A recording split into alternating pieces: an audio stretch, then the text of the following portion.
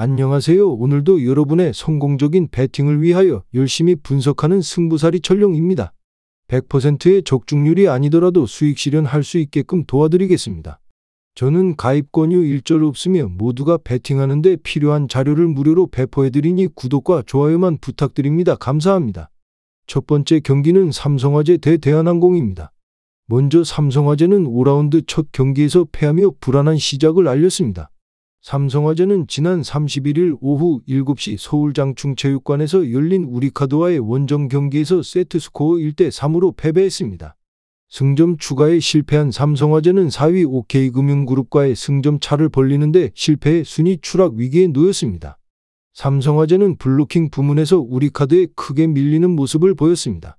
전진선이 블로킹 3득점을 기록하며 분전했지만 발목 부상으로 코트에 나서지 못한 김준우의 빈자리가 더욱 크게 느껴진 경기였고 공격력의 차이도 컸습니다. 상대팀 우리카드는 60%가 넘는 공격 성공률을 달성하며 펄펄 날았지만 삼성화재의 공격 성공률은 50%를 크게 밑돌았습니다. 유스바니는 5할이 넘는 공격 점유율을 가져가면서도 33득점을 기록하기는 했지만 범실이 10개에 달할 정도로 많았습니다. 김정호도 두 자릿수 득점을 올리며 공격력을 회복한 모습을 보였지만 팀 패배를 막기엔 역부족이었습니다. 다음 대한항공은 선두 탈환을 코앞에 뒀었는데 기회를 스스로 걷어찼습니다. 대한항공은 지난 30일 오후 7시 홈 경기장인 인천계양체육관에서 열린 현대캐피탈과의 5라운드 첫 경기에서 세트스코어 2대3으로 무릎 꿇었습니다. 현대캐피탈전 8연승을 마감한 대한항공은 14승 11패 승점 44점으로 2위 자리에 머물고 있습니다. 1세트와 2세트를 모두 내준 대한항공은 절치부심의 3세트를 따내는 데 성공했으며 4세트는 듀스 상황을 맞는 등 앞선 세트보다 팽팽한 양상이었습니다. 대한항공은 스코어 25대 24에서 임동혁의 연속 공격 범실이 나오며 25대 26으로 역전당했습니다. 쉽게 수세에 몰리는 듯했던 대한항공은 정한용과 임동혁의 연속 공격 득점에 힘입어 4세트를 마무리하며 승부의 균형을 맞췄습니다. 하지만 5세트 12대 13 상황에서 정한용 임동혁의 공격이 나란히 가로막히며 역전에 실패했고 삼각편대 전원의 공격이 아쉬웠습니다. 임동혁은 이날 경기에서 부진했던 무라드를 대신해 아포짓 스파이커로 나섰고 31득점을 만들어내기는 했지만 공격 성공률이 크게 떨어지는 모습이었습니다. 정지석도 15득점 공격 성공률 39%를 기록하며 기대 이하의 경기력을 펼쳤고 정한용은 11득점을 뽑아내며 그 뒤를 이었습니다. 결론부터 말하자면 대한항공이 승리할 가능성이 커 보입니다. 삼성화재는 갈 길 바쁜 상황에서 핵심 선수 김준우의 부상이라는 최악의 악재를 만났습니다. 우려했던 대로 김준우의 빈자리는 컸고 삼성화재는 그 공백을 극복하지 못한 모습이었습니다. 공백을 메워줘야 하는 양희준, 에디가 중앙에서 눈에 띄는 활약을 펼치지 못했으며 삼성화재가 전진선의 활약에도 웃을 수 없었던 이유입니다. 대한항공은 5라운드 첫 경기부터 불안한 경기를 펼치며 선두 수성의 기회를 놓쳤습니다.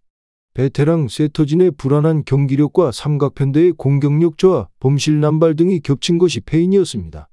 다만 대한항공은 올 시즌 열린 삼성화재전에서 안정적인 공격을 전개했고 삼성화재와의 높이 싸움에서도 크게 앞서고 있습니다. 따라서 대한항공이 오는 3일 경기에서 우세할 것으로 예상됩니다. 대한항공의 승리를 추천드립니다. 두 번째 경기는 페퍼저축은행 대 한국도로공사입니다. 먼저 페퍼저축은행은 지난 31일 5라운드 원정 경기에서 현대건설의 세트스코어 1대3으로 패했습니다. 이날 패배로 18연패를 당한 페퍼는 단일 시즌 구단 최다 연패 기록이라는 불명예를 떠안았습니다. 주포 야스민과 박정아가 각 29점, 16득점으로 분전했지만 연패를 막을 수는 없었고 이날 역시 야스민에 대한 의존도와 고질적인 리시브 불안의 문제점을 드러냈습니다. 페퍼저축은행은 공격 성공률, 리시브 효율, 서브 등 대부분의 기록에 머물러 있습니다. 리시브 효율은 유일하게 7개 구단 가운데 20%대에 그쳤습니다. 다음 한국도로공사는 지난 30일 흥국생명과의 5라운드 경기에서 세트스코어 0대3으로 패했습니다. 부키리치가 25점, 타나차가 14점으로 분전했지만 승리로 이어지지 못했으며 승부처였던 2세트에서 세트 포인트를 먼저 따냈지만 다시 한번 발목이 잡혔습니다. 세트 후반 들어간 원포인트 서버 모두가 서브 범실로 점수를 내줬고 26대 27에서 부키리치의 네트 터치로 무기력하게 세트를 내줬습니다. 도로공사는 시즌 초반에 비해 공격력이 살아나면서 짜임새가 살아나고 있지만 범실 486개로 7개 구단 가운데 가장 많은 범실을 기록했습니다. 결론부터 말하자면 한국도로공사의 승리를 예상하고 두 팀의 이번 시즌 맞대결은 3승 1패로 도로공사가 우위를 보이고 있습니다. 1라운드에서 페퍼저축은행이 풀세트 접전 끝에 승리를 거뒀지만 나머지 라운드에서 도로공사가 모두 승점을 챙겼습니다. 도로공사의 타나차는 직전 흥국생명전에서 선발로 나서 40%의 공격 성공률로 경기력을 끌어올리는 모습을 보였습니다. 또한 미들블로커 김세빈의 활약으로 블로킹 득점에서 우위를 보여 이번 경기에서 페퍼저축은행의 공격진이 블로킹 라인에 고전할 가능성이 큽니다. 따라서 이번 맞대결에서는 쌍포의 공격력과 블로킹을 앞세운 한국도로공사가 승리할 가능성이 큽니다. 한국도로공사 승리를 추천드립니다. 세 번째 경기는 서울 SK 대 수원 KT입니다. 먼저 SK는 안방에서 부산 KCC에게 패하며 3연패에 빠졌습니다. SK는 지난달 27일 서울 잠실학생체육관에서 KCC와 홈맞대결을 펼쳐 87대 92로 석패했습니다. 이로써 시즌 13패째 기록한 SK는 창원 LG와 공동 2위로 어깨를 나란히 하게 됐습니다. 최근 지칠 줄 모르게 기세를 높이던 SK는 주축 선수들이 연이어 부상으로 이탈하면서 연패에 빠졌습니다. 특히 올 시즌 선수비 후속공으로 경기를 운영했던 SK는 이날 KCC에게 역으로 당했습니다. 속공 상황에서 12점을 허용하고 22번의 파울로 자유투 18개를 내주면서 연패에 벗어나지 못했습니다. 이날 자밀원이는 풀타임 출전하며 자체 두 번째 트리플 더블을 기록했지만 패배로 빛이 발했습니다. 아울러 최부경, 오재현, 양우섭이 맹활약하며 연패 탈출에 힘썼지만 실패했습니다. 다음 KT는 안방에서 대구 한국가스공사를 꺾었습니다. KT는 1일 수원 KT소닉붐 아레나에서 가스공사와 홈 경기를 펼쳐 98대 87로 승리했습니다. 이 경기 직전 4위에 있던 KT는 시즌 36승째 거두고 서울 SK와 공동 3위로 어깨를 나란히 했습니다. KT는 상대적으로 탄탄한 선수층을 앞세워 끈질긴 수비로 상대의 실책을 14번을 유도했고 이 상황에서 19득점을 올렸고 세컨드 찬스 역시 17득점을 올릴 만큼 경기 내내 강한 집중력을 선보였습니다. 아울러 8번의 속공 찬스도 그냥 놓치지 않고 16득점을 올려 1승을 챙길 수 있었습니다. 이날도 페리스 베스가 공수에서 맹활약했습니다. 베스는 29득점 10리바운드 4어시스트 5스틸로 팀 승리의 주역이 됐으며 하윤기, 정성우, 문정현도 두 자릿수 득점을 올려 승리에 보탰고 마이클 에릭 역시 올해 첫 두 자릿수 득점을 기록했습니다.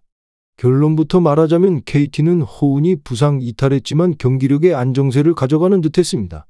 그러나 베스 하윤기를 제외한 주축 선수들의 들쑥날쑥한 득점력으로 경기력의 기복을 보이고 있으며 베스가 상대 수비에 막히는 날에는 승리를 가져가지 못합니다. SK 역시 주축 선수들 부상으로 고전 중입니다. 허일영, 김선형, 한영준이 연이어 부상으로 이탈하면서 가용 인원이 적어진 상황이고 아울러 지난달 31일 EASL 조별리그까지 치렀기 때문에 체력적 피로도가 상대적으로 높은 상황입니다. 수원 KT 소닉붐의 승리를 예측합니다. 비록 KT가 경기력의 기복을 보이고 있지만 상대는 핵심 선수 부상 이탈로 다른 주축 선수들이 이들의 공백을 채우느라 체력적인 피로도가 쌓인 상황입니다. 따라서 KT는 체력 우위를 앞세워 KT전 승리를 거둘 것으로 전망됩니다. KT의 승리를 추천드립니다. 마지막 경기는 대구 가스공사 대 고양선호입니다. 먼저 가스공사는 KT에게 패하며 연패에 빠졌습니다. 가스공사는 1일 수원 KT소닉붐 아레나에서 KT와 원정 경기를 펼쳐 87대 98로 패했습니다. 이로써 시즌 23패째 기록한 가스공사는 6위 울산 현대모비스와 5.5경기 차로 벌어진 7위에 머물렀습니다. 김낙현과 이대현이 돌아왔지만 가스공사는 연패했습니다. 상대 수비에 우왕좌왕했던 가스공사는 실책만 14번을 저질러 19점을 내줬고 상대보다 많은 공격 리바운드를 가져갔지만 세컨드 찬스에서 단 9점에 그치며 승리를 내줬으며 이날도 역시나 앤드류 니콜슨이 공격을 퍼부으며 분투했습니다. 신승민도 더블더블을 완성해 팀 연패를 막으려 했고 샘조세프 벨랑겔, 이날 복귀한 이대현 등이 두 자릿수 득점을 올렸지만 패배로 빛이 발했습니다. 다음 손호 역시 창원 LG에 패하며 연패에 빠졌습니다. 손호는 KT와 가스공사전이 치러지는 같은 날 고양 손호 아레나에서 LG와 홈 경기를 펼쳐 77대 80으로 석패했습니다. 이 경기 직전 안양 정관장과 나란히 공동 8위에 있던 손호는 시즌 24패째 기록하며 9위로 하락했습니다. 얇은 선수층에 이정현마저 없던 손호는 선수층이 탄탄한 LG 상대로 승리를 가져가지 못했습니다. 이날 이정현은 몸살로 라인업에 오르지 못했고 손호는 전반적으로 치나누 오누아쿠 득점력에만 의존했습니다. 아울러 공격 리바운드를 압도하고도 득점까지 제대로 이어가지 못해 결국 3점 차로 패했습니다. 이날 손호도 1옵션 외국인 선수 오누아쿠가 공수에서 맹활약하며 27득점 5스틸로 분투했지만 김진유를 제외한 국내 선수들이 모두 한 자릿수 득점에 머물러 LG에게 무릎을 꿇고 말았습니다. 결론부터 말하자면 연패에 빠진 두 팀이 만납니다. 최근 상승세였던 가스공사는 차바위 박지훈, 양재혁이 부상으로 경기 출전이 힘들어지면서 기세가 하락했습니다. 김낙현은 돌아왔으나 여전히 무릎 부상을 안고 뛰는 상황이라 출전 시간을 관리해줘야 합니다. 손호는 부상으로 이탈했던 김진유, 김강선이 돌아오면서 손호의 전력이 상승했습니다. 그러나 손호가 자랑하던 외곽 득점력이 급속도로 떨어짐과 동시에 KBL 내 다른 구단의 외곽 득점력이 높아지면서 손호는 지난 시즌과 달리 6강 플레이오프 진입에 어려움을 느끼고 있고 완전체 전력은 손호가 상대적으로 약하지만 현재 가수공사는 부상 이탈자가 많습니다. 홈 4연승을 할 정도로 안방에서 강한 가수공사더라도 선수층이 약해진 상황에서 손호의 빡빡한 수비에 고전할 가능성이 높습니다. 따라서 손호가 승리를 거두고 원정 4연패에서 탈출할 것으로 전망됩니다. 고양 손호의 승리를 추천드립니다. 전체적으로 추천은 드리지만 조합픽을 원하신다면 구독과 좋아요 눌러주시면 감사합니다. 배팅하시는데 도움이 되셨다면 구독과 좋아요 부탁드립니다. 영상 시청해주셔서 감사합니다.